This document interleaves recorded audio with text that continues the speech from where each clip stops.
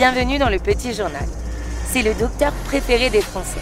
Michel Simès était de passage à l'Alpe d'Huez pour le plus grand bien de tous. Reportage. Avec un soleil pareil, j'ai pris ma dose de vitamine D, c'est parfait. Une toute première visite ensoleillée pour Michel Simès, venu respirer l'air frais de l'Alpe d'Huez. À l'occasion d'un tournage pour son site internet santé Dr Good, il était accompagné par la championne française de ski cross Ophélie David. Le médecin préféré des Français a donné ses conseils à 3330 mètres d'altitude sur les hauteurs du Pic Blanc. Action. Il y a un vrai lâcher-prise quand on est ici. Quand on regarde des paysages pareils, on a juste envie de s'asseoir et d'être en pleine méditation. Donc pour le moral, c'est très bon et Dieu sait si en ce moment on en a besoin. D'abord ORL, puis chroniqueur pour Télématin, Michel Simès est le médecin le plus médiatique de France, qui vive Attention Santé, le magazine de la santé, mais aussi les pouvoirs extraordinaires du corps humain. Il enchaîne les émissions télé pour parler de bien-être, de santé et de maladie. Aujourd'hui à la tête du magazine Dr Good, Michel Simès nous éclaire sur les bienfaits de l'altitude pour notre organisme. Le fait de manquer un petit peu d'oxygène fait que son organisme est obligé de travailler. D'abord, il travaille pour maintenir la température. Il travaille pour fabriquer des globules rouges pour transporter l'oxygène. Sur les skis depuis son plus jeune âge, Michel Simès a depuis bien longtemps appréhendé les sensations de glisse.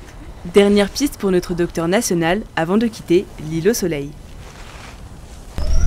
Skieur d'élite sur le circuit Coupe d'Europe, Thomas Lardon, qui porte les couleurs Éon, était de retour à la maison pour 2 séances d'entraînement sur le stade du Signal. Des conditions difficiles, la neige était au rendez-vous. Retour à l'Alpe d'Huez pour Thomas Lardon. Le skieur de 22 ans a profité d'une pause avec son groupe d'entraînement pour se préparer avec le ski club de la station lundi 8 et mardi 9 janvier. Je suis vraiment content de revenir ici, ça faisait un moment que je ne m'étais pas entraîné sur le stade.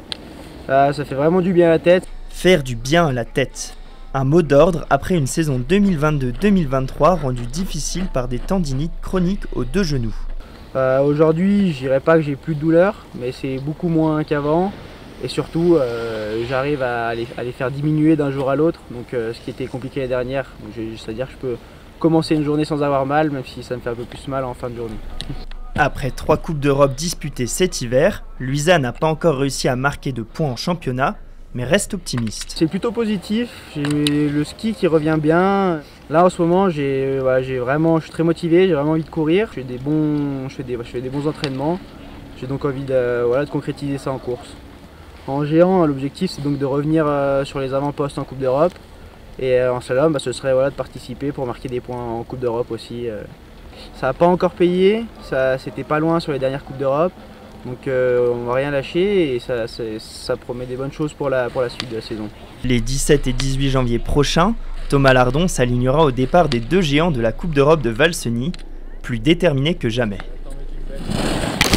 La semaine prochaine, on vous donne rendez-vous pour le festival du film de comédie de l'Alpe d'Huez. Mardi, ne ratez pas la cérémonie d'ouverture en direct sur Alpe d'Huez TV. Merci d'avoir suivi ce petit journal. À bientôt.